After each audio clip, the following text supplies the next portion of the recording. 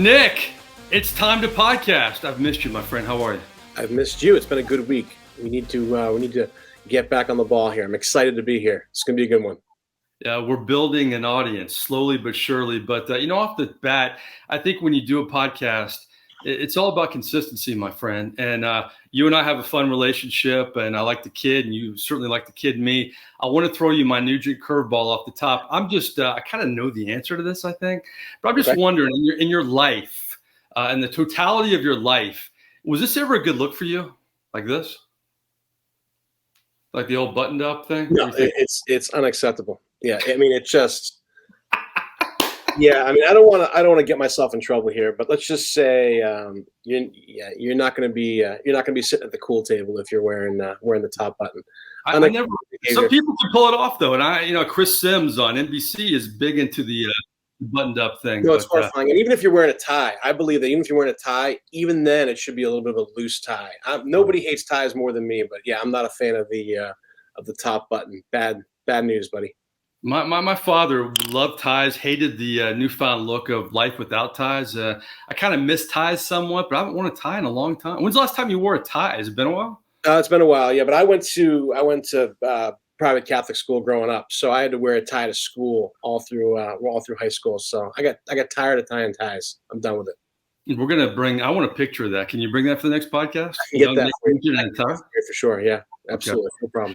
All right, we have a lot to get to, but first off, I want to talk about our menu because we have some great topics to discuss, and we have a surprise guest as well. Our 4 starters, biggest celebrities. Think about this. We'd love your input. If you're at an airport and you walk by blank, what would make the biggest impact? And this could be, this is a variety of answers here, but there are a select few really big celebrities, a lot of celebrities in this world. Our final 5, we do pop culture, we do sport, the all-time NFL fantasy team. And this is not one-year wonders. This is a comprehensive best career in fantasy football. Nick and I are going to go at it. And our last words, we have some takes as well. But why biggest celebrities? I am amazed, and I have 2 daughters. They love Taylor Swift. I went to a Taylor Swift concert back in 2018. I got to give her props. She was very, very good. But we are obsessed with Taylor Swift, Nick Nugent. Justin, our producer, this is maybe the only Taylor Swift song that immediately comes to mind if we do rapid fire. But you got a favorite, Nick? You got a favorite Swiftie song? I don't listen to Taylor Swift. I'm not a fan. I'm not interested in listening to Taylor Swift. When you asked me to give this to you last night, you mentioned it to me.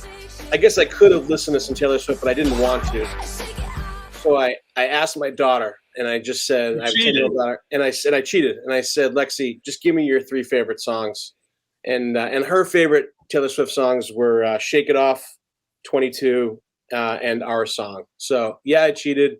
I just couldn't do it though. So yeah. Go ahead. That was for your daughter, Lexi. That was rapid fire, right off the top. Yeah. What's yours? I like "Shake It Off," and I'd probably have to Google. I actually thought she was a better country music singer than a pop culture. I like "Our Song," which is a very good song that my youngest daughter Allie's got me onto a little bit. No doubt she's talented, but we as a society, Nick, we need to get a life because this Taylor Swift thing. Is it publicity with Travis Kelce? Because, no offense, Taylor Swift, but it seems like you change up boyfriends every 3 months. Travis Kelce, since she was in the luxury suite with Travis Kelce's mom, 300,000 new Instagram followers, 400% merchandise, 400% rise in merchandise sales. And top 5 selling jersey now. I'm not saying that's why he's dating her. Is this publicity? Are you believing it? What's the over under? How long is this going to last? It's just crazy to me. All right, yeah. I actually have to come clean. I lied earlier. That's not from my daughter. Those are my 3 favorite songs. I'm a Swiftie. I like Taylor Swift a lot. I can name you 25 songs right now, and it was really tough to actually narrow them down to the top 3. I'm a big fan. In fact, I enjoyed listening to it last night. I enjoyed listening this morning. And in fact, as soon as this is over, I'm going to blast a little more Taylor Swift just so maybe Bernthal a few doors down can hear me. But I'm a big fan. That being said, I think this is kind of a funny situation. Kelce is popular, man. He doesn't need any more support. He's a stud. He's a great player on a great team who's had a lot of success. He's a dude, and I think it's just a funny little combination. I will say, however, this is a lot better for Kelsey than it is for Taylor Swift. This is good news. He seems like a reasonably decent guy, and she seems like a good girl. And I hope nothing but the best. I'm looking forward to seeing her in the suite many, many more times. I will say, though, the conspiracy theorists are going crazy with her trying to get into a new world here. So I love it. I think it's funny. I'm looking forward to seeing how it happens. Why did you lie to me early on? I felt uncomfortable, but I don't like lying to my friends, so I had to come clean. Yeah. Why are we obsessed with Taylor Swift, though? What's the obsession here? What's going on? You know what? Because she's good. I mean, she really is just good at what she does. She wants to take over country, so she takes over country. She wants to take over pop, she takes over pop. Her songs keep getting more popular and more popular and more popular. Her fame now, you just can't fake it. It's one of those things where she is as good as everyone thinks she is. I think it's pretty impressive, but yeah, she's just that good. All right, you dropped the Bernthal name. We have to bring in our friend, our colleague, the most popular professor on the Florida Southern College campus, Dr. Matt Bernthal. Dr. Bernthal, thanks for joining us. You're very welcome. And if you call me Matthew again instead of Matt, you're going to lose today. Oh, my gosh. I can guarantee you that. I won't even consider the quality of your arguments. Okay. Well, listen, Justin, our producer, is our normal judge and jury. We really appreciate you taking the time. I know we're knee-deep in school in the fall semester. Anything you have to say? I know you've had some great moments in your career. Does this rank up there for you? It is. When I got the call last night, I was, over the moon is an understatement. I've been looking forward to this, quite frankly. I'm a little upset with both of you that I haven't been invited yet. And I'm also, quite frankly, a little ashamed of both of you with your Taylor Swift takes, but we can save that for another time, especially Nick. If you play Taylor Swift in your office and I hear it, I'm immediately leaving Florida Southern and going back to Gamecock Nation. Oh, man. All right. I'll think about it. Taylor Swift is to country music. Let's see. What can I come up with here? Taylor Swift is to country music what Kirk Cousins is to the Hall of Fame. Don't get me started. I'm going to save that for the end. That's going to be my last take. Pick the worst team in the NFL.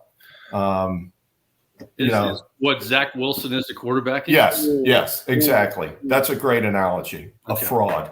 Okay. A fraud. All right. Well, you're going to go away for a second because I want you to take copious notes. Your students take copious notes. We're going to do our first segment. We're going to bring you back. Usually, Justin, he hears both segments. We're going to bring you back segment per segment. So goodbye, Dr. Bernthal. We'll bring you right back. We're going to get into our four starters.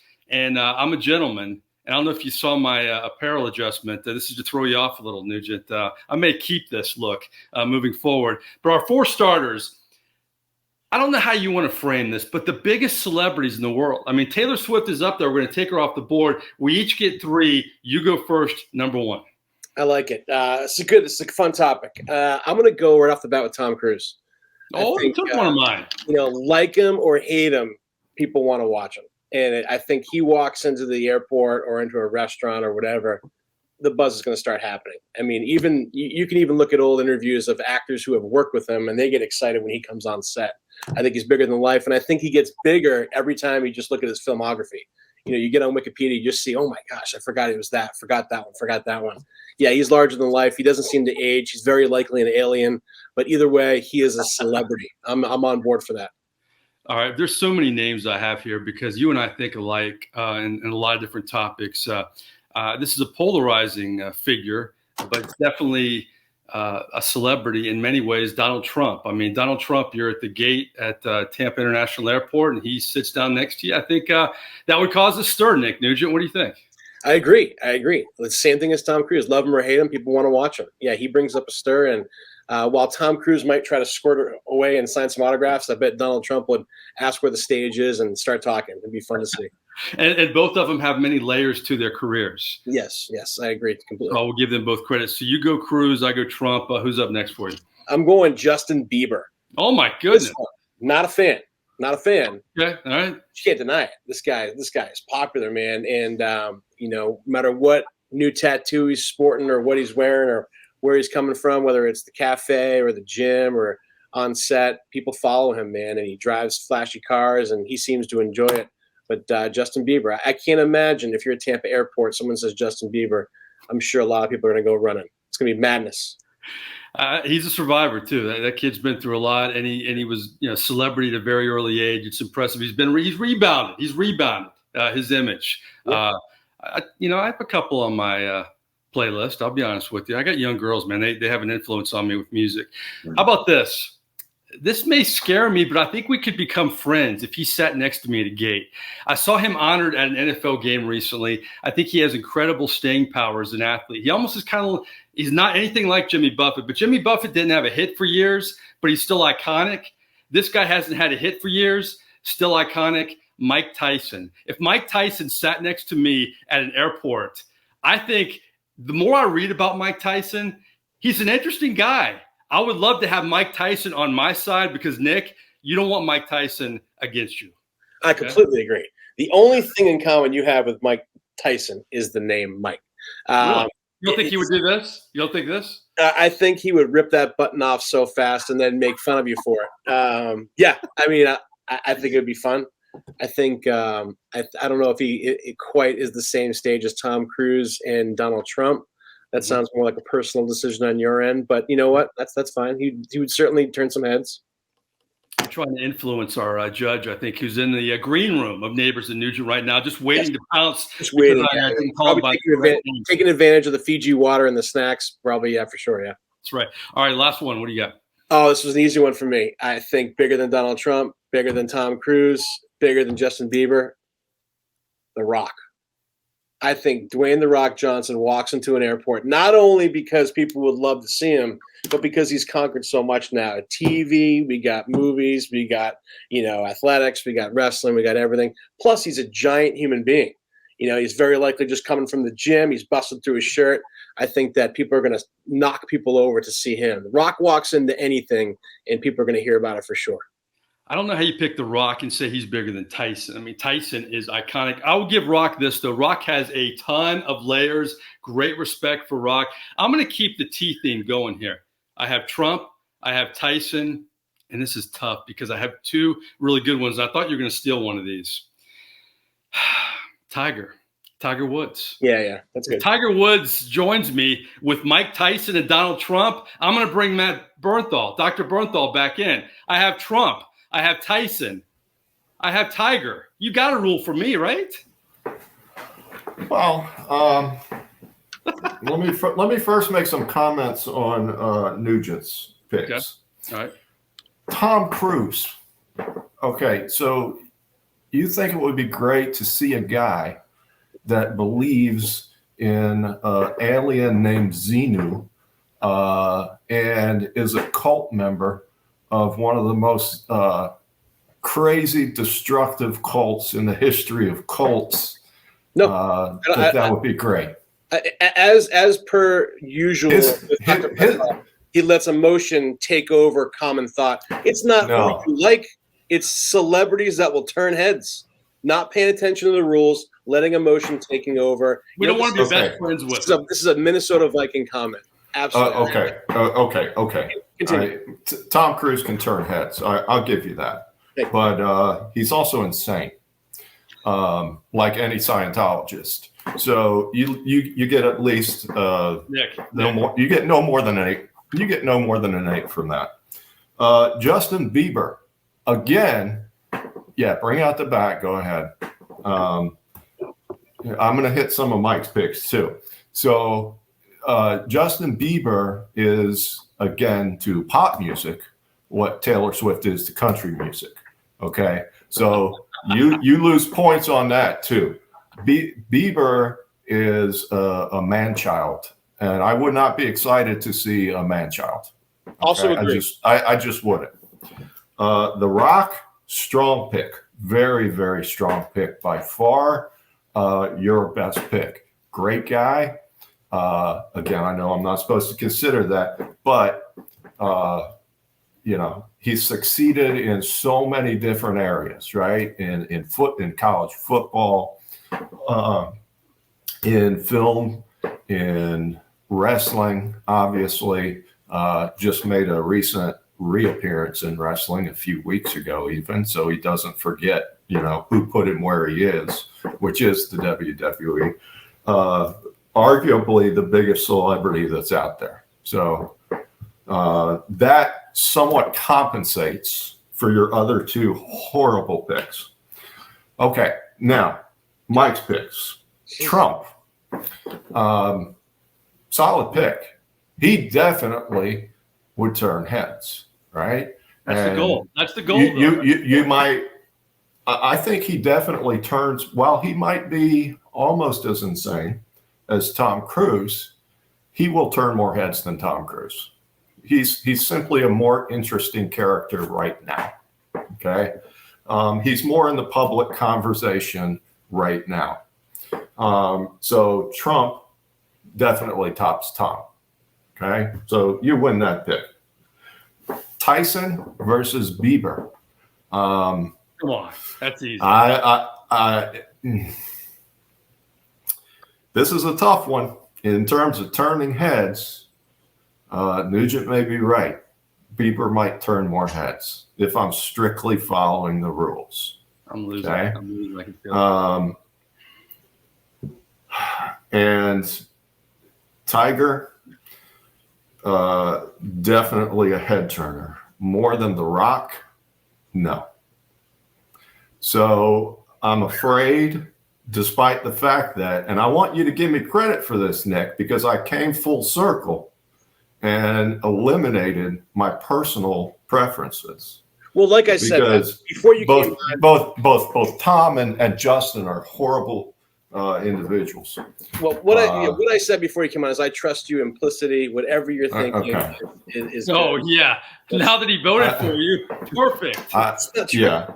I'm gonna have to go 2-1 Nugent. Right. If he would not have picked The Rock, if it would have been almost anybody else besides The Rock, he would have lost horribly. Okay. All right. That was his saving. You're back to the green room. You're back to the green room. We gotta keep it going here because that's fine. I appreciate the input and everything. I'm surprised none of us picked Tom Brady. I was going to go Tom Brady. Close with Tom Brady and Tiger, but I don't think he is as big as Tiger. I don't think he's as big as Tyson. I don't think he's as big as Trump in terms of the head turning and all that stuff. He could be, I don't know. That's just my opinion. All right, let's speaking of Brady, let's go to our next category. We did fantasy football last time, Nick, and we look back at some of our segments, and I think when it comes to fantasy football, a lot of times you agree on the upper echelon players. Okay. Yeah. Real quick before we get on to it, I just want to really kind of focus on a very important matchup this week. We got the mighty 1-2 threat level midnight against the Grinders. Yeah. I gotta hit up the Zoom on my computer. It looks like there's no way you could be 0-3. There's no way the mighty Mike Neighbors could be 0-3 in a fantasy football league. So, I'm gonna obviously I'm projected to win. That's obviously the least surprising thing you'll see. You're not lighting it up, my friend, by the way. You're not. But you're only, I'm only a game behind you. Yeah. Lions don't concern themselves with the thoughts of sheep. So, hey, if you're like 2-1 and 3-0, I could see it. But you're 1-2. Hey, real quick, just the two people on the screen. Raise your hand if you've won a game. By the way, let me make you feel a little better. I'm in another league. Yeah. I'm 0-6 so far. That's good. I like that. And I've had 2 different drafts. And this is what I love and hate about fantasy football. And I feel it equates to March Madness. The more you prepare, the worse you do. Unlike life, fantasy is not life. If I prepare for March Madness, if I prepare for fantasy football, I have a worse team. I have never felt better about my drafts. And, if Josh Dobbs, is that the guy's name in Arizona, the quarterback, can outplay Patrick Mahomes, and I give up. But I won't give up because it's early. Speaking of not giving up, let's do our NFL segment here. All-time fantasy teams. Now, am I right on this? We're going to pick – this is going to be a quick draft. Yeah. We're going to pick a quarterback, a running back, a wide receiver, a tight end. And are we going to do a defensive player? How do you want to do this? No, scrap the defense. Okay. All right. I'm going to go first. All right. Because I don't think you're going to pick my quarterback. Well, then if that's true, you would have gone second. Yeah, I had Tom Brady and other fantasy. Tom Brady's not a great fantasy quarterback. I agree. This is not a list of the best at their position. It's the best in terms of how they can perform from a fantasy perspective. I'm going to go old school. This guy in this era would have been incredible. Dan Marino was going to be my quarterback. The numbers he would have put up in fantasy, he kind of played in that pre-fantasy era. He played at the tail end of his career, but Dan Marino is my quarterback. I like it. It's a good choice. It's a good choice, and because it's a fantasy league, he'd be great on any kind of list if it was the best quarterbacks ever. But still, it's a good one. This one wouldn't be on my all-time best quarterback list, but fantasy, I'm putting him up there. Kurt Warner. I mean, we're talking yards, we're talking attempts, we're talking receptions, and we're talking touchdowns. I think he's a fantasy goldmine. It'd be fun to watch. Interesting. To show how old we're getting, Kurt Warner's son was in Bucks camp this year, Cade Warner, which is always depresses me a little bit. Running back, I have my favorite running backs of all time. I did some research, and this is documented almost that he is the best in terms of putting up numbers. In terms of running backs, LaDainian Tomlinson. Yeah. Back in 2006, had the best season ever for running back in fantasy football. There are better players in the history of the NFL, but in terms of the fantasy game, give me LaDainian Tomlinson as my running back. And you got that first. You cheated because I should have got that first pick, and he would have been mine. But he would have been, really? But he's the bomb. He would have just destroyed fantasy. But it's a great pick. I'm going to go Barry Sanders, almost as good. Just in terms of putting it down, obviously a career cut short, but he would have been a fantasy dream as well. Mine, Barry Sanders. If Dr. Bernthal is listening, Barry Sanders is not a good fantasy running back because I had him back in the day. That's how old I am. Barry Sanders was an exceptional running back. If he hadn't retired early, would be the NFL's all-time leading rusher. But Barry Sanders was the king of running for 85 yards and getting tackled routinely at the 1-yard line and costing you a fantasy touchdown. I don't know if there's a stat for it. How many times Barry Sanders was caught inside the 5-yard line, but it hurt my fantasy team. And I love Barry Sanders, but it hurt me repeatedly. I just want to throw that out there. I understand. All right. Wide receiver. This is a tough one, man. There's so many great ones. I'm going to kind of go old school, though, because I know he would have put up numbers in any era. Jerry Rice. Give me Jerry Rice all day and every Sunday and Monday. Jerry Rice. Good one. I'm going pure yardage and the ability to catch everything thrown at him. I'm going Calvin Johnson. Oh, Calvin Johnson. Yeah, absolutely. Just for getting points, touchdowns, and yards. Absolutely. Oh, my gosh. Yeah.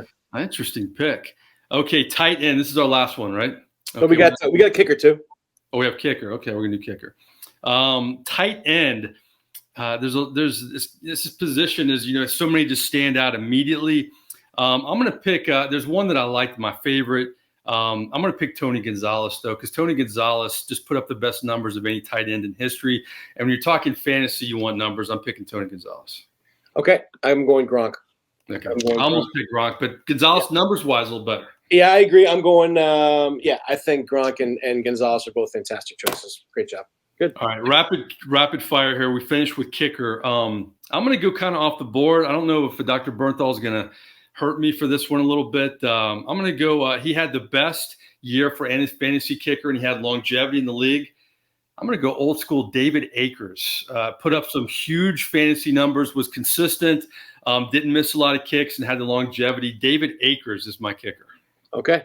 I'm sticking new school. I'm going Justin Tucker. Okay.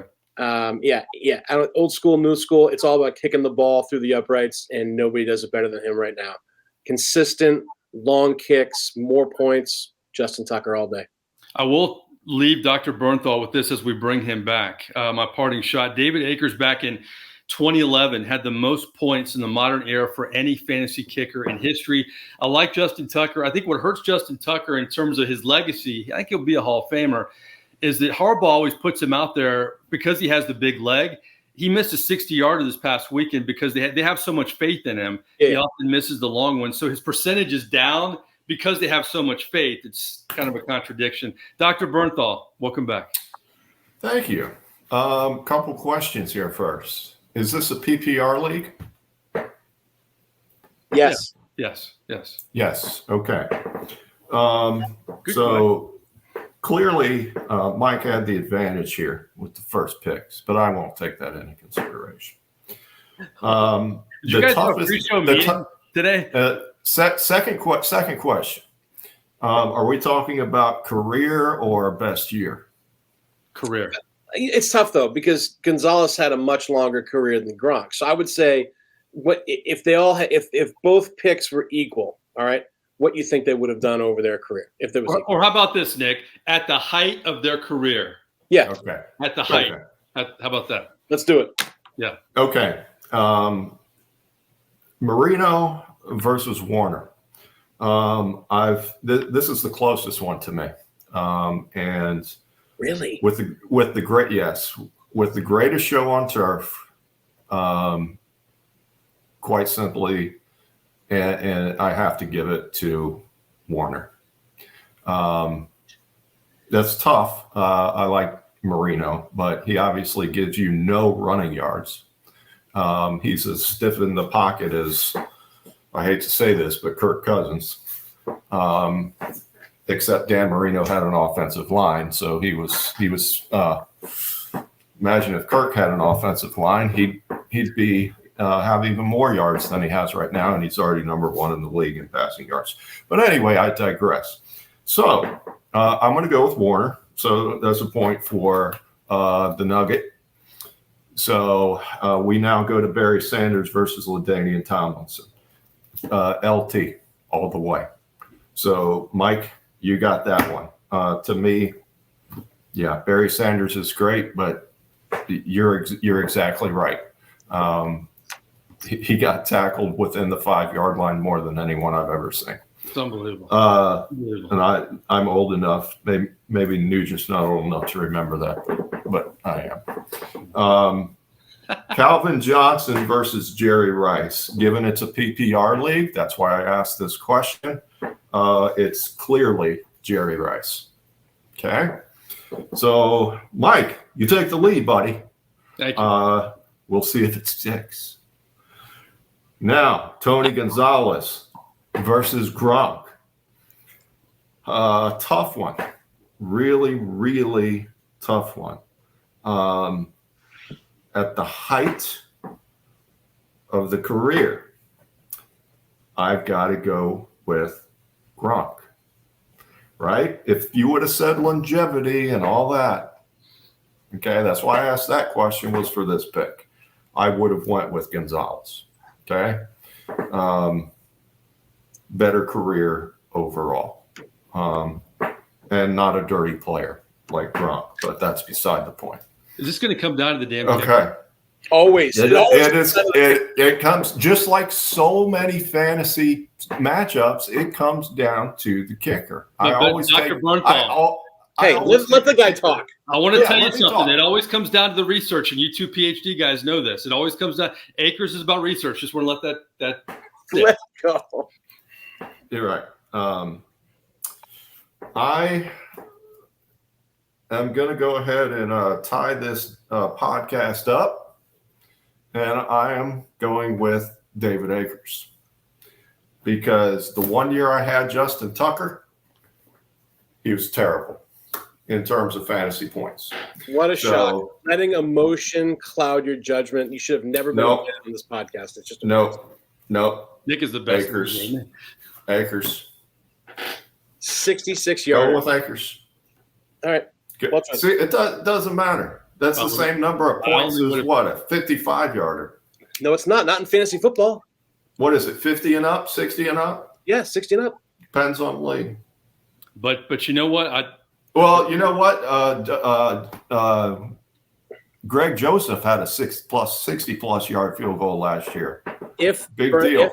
People are kicking 60-yarders all the time now. It's not as big as it once was. If he had paid attention to the rules and let me go next and switch on and off like a gentleman, LT, Nugent's pick goes to me. Everything changes. Then you would have won. Mike had the advantage, but you guys made the rules, not me. He won. Some people golf from the blue tees and some people golf from the red tees, Mike. I get it. You take your advantage and move on. I'll say, Dr. Bernthal, when I lose, I take it like a man, and I button up my top collar here. That's all I'm saying. Nugent's one of the worst losers in the world. He really is. He's horrible. That's why we brought him on, because he complains. It's so real. I believe. Listen, I'm tied right now. I'm tied. Okay. All right. Nick's got to go to class, and Dr. Bernthal may have to go too. So let's do last word. And because Nick lost, I feel sorry for him. Go last word first. Dr. Bernthal, you're going to join us with this, right? Sure. All right. Who's going to go first? Okay. Who's right, up first? Go ahead. All right. My last word, very simple. It's a quick one.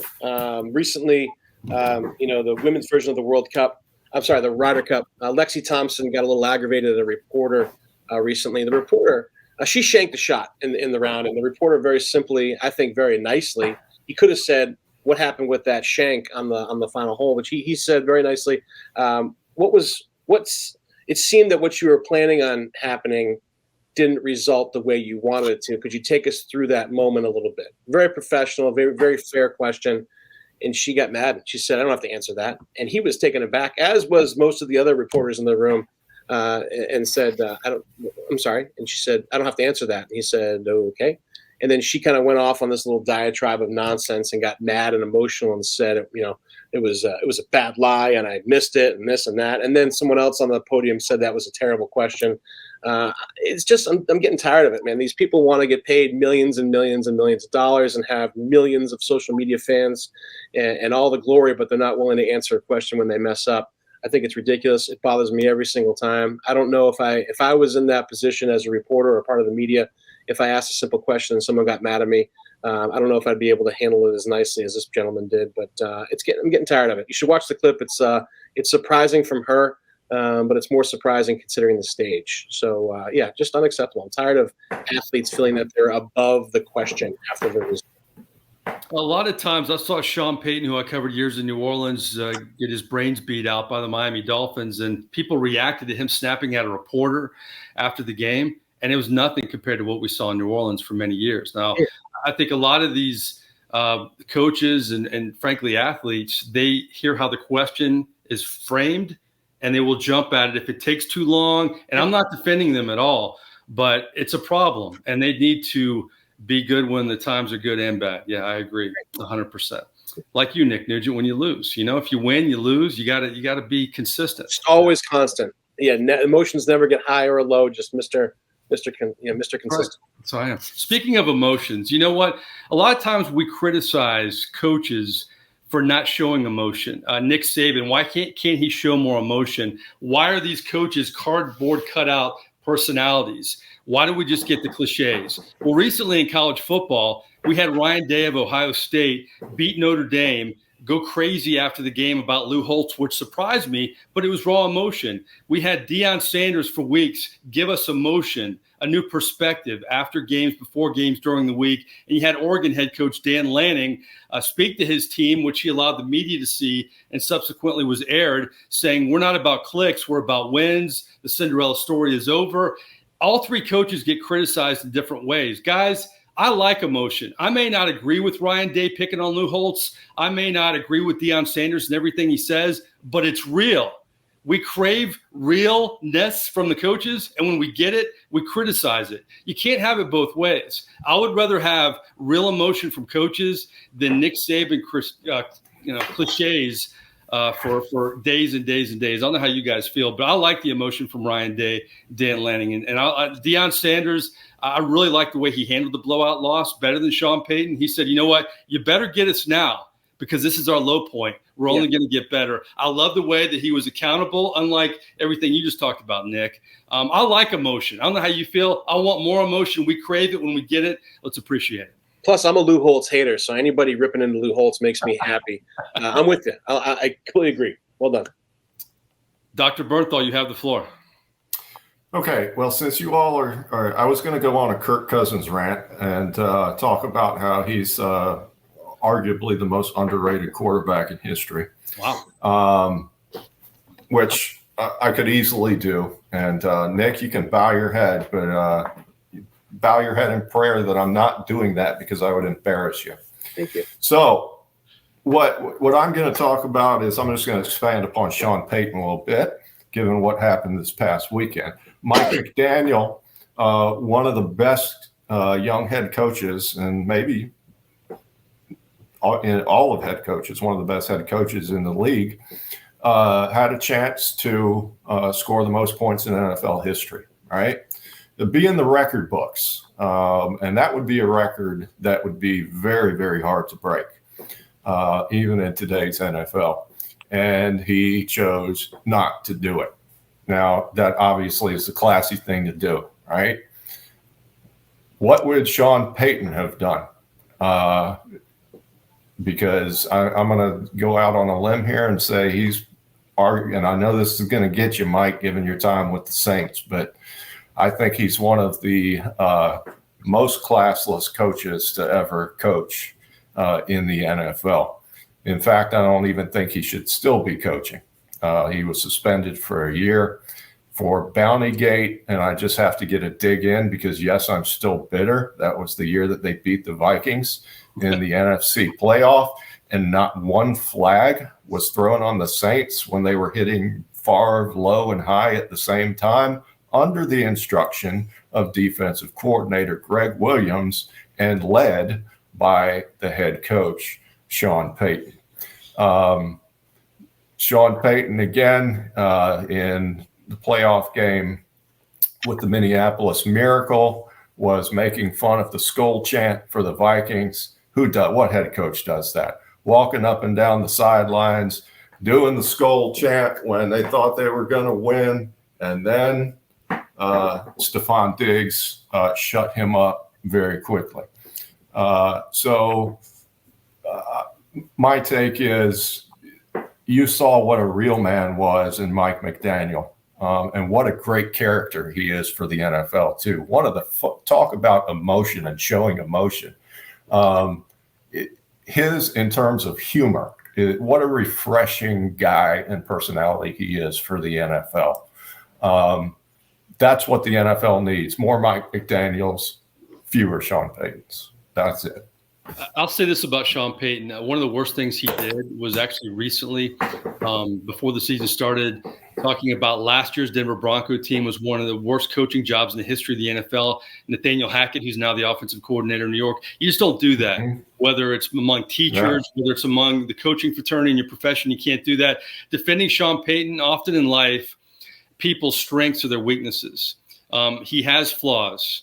But his strengths are, going forward in situations where it was really fun to cover him, kicking the onside kick to begin the second half. And I'll say this, when he retired in New Orleans and stepped away, he called a lot of us in the media and we had to get together, and he apologized for many of the things he did one-on-one with us. Bought us dinner. Not that it swayed our opinion at all. I've never had a head coach do that. And we proceeded to roast him that night and talk about all the situations where he was tough on us. So there are a lot of layers to a lot of people. You bring up great points with Sean Payton. I thought the Hackett thing bothered me maybe the most because you just don't do that to your peers at all. But you got layers. There's no doubt about it. I want to see if who's going to win the Bears-Broncos game. Does anybody win that game? Because both teams are pretty horrible. But, Nick, let's give it up to our first judge.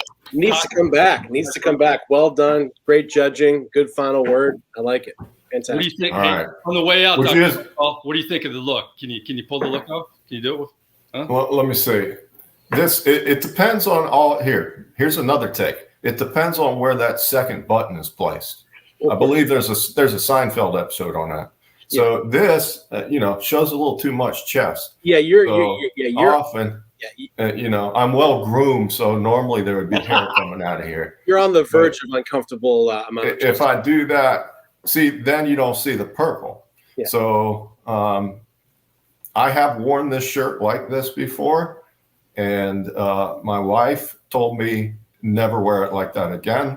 So no top button for me ever. That works. It's well done. Well, you're not going to get this kind of content in any other podcast. We touched all the bases in this one, from the Swifties to NFL to Sean Payton and to collaring it up, man. This is how we roll here on Neighbors and Nugent. Anything else, Nick? Anything else on your mind? You good? Thanks for joining us, Matt. This is a fun one. We'll see you next week. Okay. It was great to be here. If you ever talk about Taylor Swift again, please don't invite me. Okay. For Dr. Bernthal and Dr. Nugent, I'm merely Mike Neighbors. We'll see you next time. Thanks for logging on, Neighbors and Nugent. Take care.